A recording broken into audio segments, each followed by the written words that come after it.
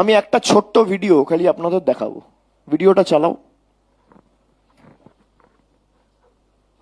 8 मार्च अंतर्राष्ट्रीय महिला दिवस है। 8 मार्च तक दिल्ली की बहनों के खाते में 2,500 रुपया पहुंचना शुरू हो जाएगा। 2,500 रुपया पहुंचना शुरू हो जाएगा। हर महीना 2500 मिल जाएगा और गैस चूल्हा मिल जाएगा फ्री में। ये हमें तो कुछ भी नहीं मिल रहा अभी तक।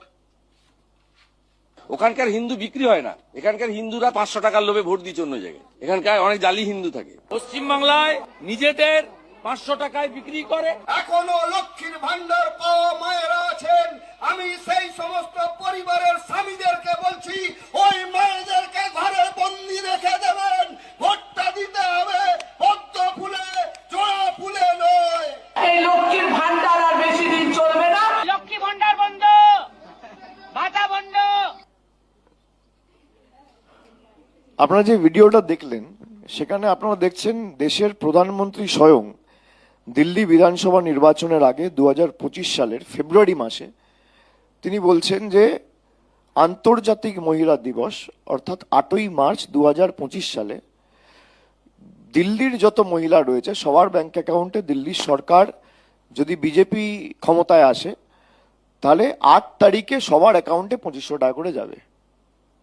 আজকে 2026 সালের এপ্রিল মাস, প্রায় 14 মাস হয়ে গেছে, একজন মহিলা 5 পয়সা পায়নি।